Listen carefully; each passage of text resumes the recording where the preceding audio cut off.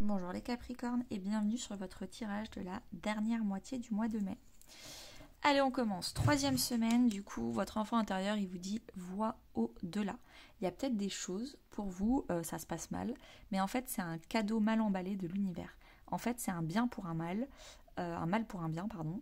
Et en fait, vous le voyez pas. Vous, par exemple, vous vous êtes ultra disputé avec une amie que vous aviez de longue date et vous ne voyez pas le positif là-dedans que de perdre une amitié. Et pourtant, l'univers vous dit, bah, si.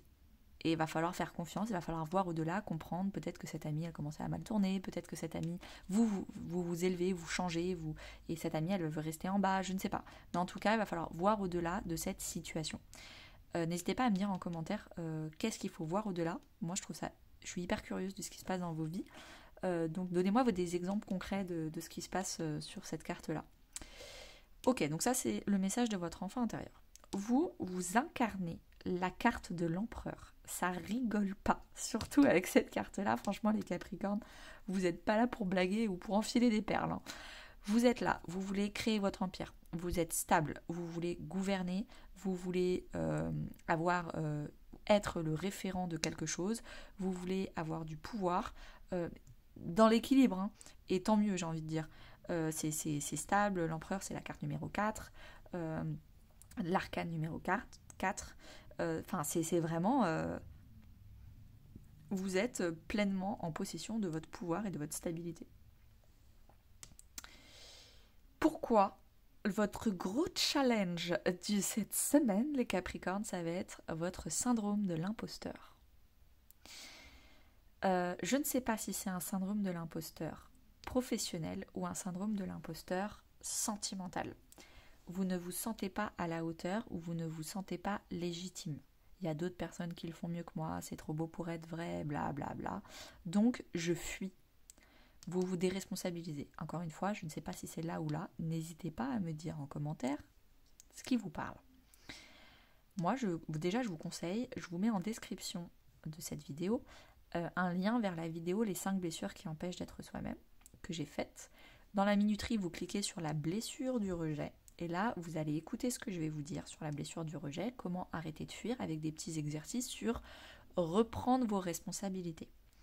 Je pense que moi, c'est plutôt en relationnel. Pourquoi ? Parce que là, vous prenez vos responsabilités. Donc ça veut dire que vous ne les prenez pas au niveau sentimental, affectif, familial, amical. Donc on va en revenir, mais va falloir arrêter ce syndrome de l'imposteur de je ne suis pas à la hauteur, les gens sont trop bien pour moi, donc je vais aller vers des amitiés, des personnes qui vont pas bien, parce que les gens qui vont bien, ils sont trop beaux, trop rayonnants, blablabla. Bla bla. Oula, mauvais bail, ne faites pas ça. Professionnellement parlant, c'est là où vous incarnez votre carte de l'empereur, hein. Vous prenez toutes les responsabilités, vous prenez même un poste, vous passez manager, je sais pas, vous passez directeur, je sais pas ce qui se passe dans votre vie, mais vous prenez vos responsabilités et vous passez un grade, vous changez de grade et vous êtes pleinement là pour contrôler ce qu'il y a à contrôler et s'il y a besoin de quelqu'un, un référent pour valider telle ou telle chose, c'est vous qui prenez les responsabilités de validation. En tout cas, ça se passe super bien au niveau professionnel. Relationnellement parlant, donc familial, amical, couple, vous doutez de vous-même, de votre légitimité, de votre place, de votre rayonnement personnel, de votre capacité à recevoir. Tout le monde mérite le meilleur. N'allez pas taper plus bas avec des gens qui vont pas bien, parce que justement, les gens qui vont bien, vous avez l'impression d'être la dernière roue du carrosse. Non. Prenez-les en inspiration pour dépasser ça. Vous êtes aussi bien, tout le monde va bien. Tout le monde est à votre niveau. Vous méritez le meilleur. Donc tapez dans le meilleur. Ok, 4e et dernière semaine de mai, les Capricornes. L'enfant intérieur vous dit enfant intérieur. Donc, ne pas l'oublier, s'il vous plaît, cette semaine-là. Soyez avec des enfants, soyez comme une âme d'enfant, amusez-vous. N'hésitez pas à communiquer avec lui, achetez-vous un jeu de cartes pour lui parler. En tout cas, il vous dit qu'il a envie de parler avec vous cette semaine. Vous incarnez une deuxième arcane majeure qui est la carte du pendu. Alors, il y a 2 interprétations possibles, ou vous essayez de voir les choses différemment. Ce serait cool. Bah en fait, non, ces personnes-là, elles sont pas trop beaux pour être moi. J'ai peut-être d'autres choses à leur apporter. Peut-être que moi, comme professionnellement parlant, bah, je suis hyper aboutie. Peut-être qu'elles vont me demander des conseils professionnels et notre amitié seront, elles vont m'apporter une ouverture d'émotionnel, une confiance et une estime de moi. Et moi, je vais leur apporter des conseils professionnels. Et puis, ça va être un échange équilibré. On voit les choses différemment. Et donc, je combats mon syndrome de l'imposteur. Ou alors, je bloque les choses. Je bloque tout parce que j'ai besoin de temps. Je suspends, je me pends au temps. Je suspends le temps, le pendu. Intérieurement parlant, force intérieure. Vous vous rendez compte que vous êtes en train de guérir votre syndrome de l'imposteur. Peut-être parce que j'ai dit les mots qu'il fallait et ça vous a fait un déclic dans la vidéo des 5 blessures qui empêchent d'être soi-même.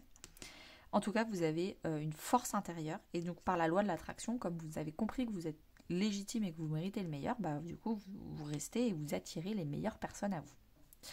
Félicitations, c'est très bien, belle étape de passer. Professionnellement parlant, vous jonglez. Peut-être que comme vous avez pris plus de responsabilités, donc peut-être un périmètre en plus que de ce que vous aviez déjà, il va falloir jongler, il va falloir s'organiser, il va falloir anticiper, faire des plannings. C'est vraiment ce que vous allez faire là, cette dernière semaine de mai. Relationnellement parlant, une autre personne perturbe la relation. Peut-être que comme du coup vous êtes allé vers les bonnes personnes qui sont à votre hauteur, que peut-être que vous avez commencé aussi petit à petit à changer d'amitié parce que les autres amitiés vous tiraient vers le bas parce que c'était des amitiés quand vous aviez votre blessure de rejet, c'était des amitiés qui étaient dans les mêmes énergies que la blessure du rejet. Maintenant que vous avez guéri la blessure du rejet, petit à petit, vous vous éloignez de ces personnes-là qui vont pas bien et qui vous tirent vers le bas et qui amplifient votre syndrome de l'imposteur. Et vous allez vers des personnes qui vous tirent vers le haut et qui guérissent votre syndrome de l'imposteur. Et du coup, les anciennes personnes, les anciennes relations, ne sont pas forcément contentes. Parce qu'elles vous échappent et elles avaient un contrôle sur vous et votre mal-être qui les faisait sentir bien. Et du coup, ça va perturber un peu, vous allez être un peu perturbé. Peut-être d'ailleurs c'est ça que vous allez suspendre, vous allez un peu suspendre un peu votre... Vous avez envie de prendre du temps pour mieux vous organiser parce que ça fait beaucoup, prendre du temps pour mieux faire cette transition amicale, prendre du temps déjà aussi pour vous, votre enfant intérieur et vous guérir. Il y a besoin de temps. Et vous avez envie de stopper le temps. Bon, malheureusement, on ne peut pas stopper le temps, mais vous avez envie de ralentir, donc vous allez ralentir les choses pour prendre votre temps et mieux digérer ce qui est en train de se passer parce qu'il se passe beaucoup de choses dans votre vie. Ok, n'hésitez pas à me dire si ça vous a parlé les Capricornes, n'hésitez pas aussi à liker, commenter, partager et à bientôt.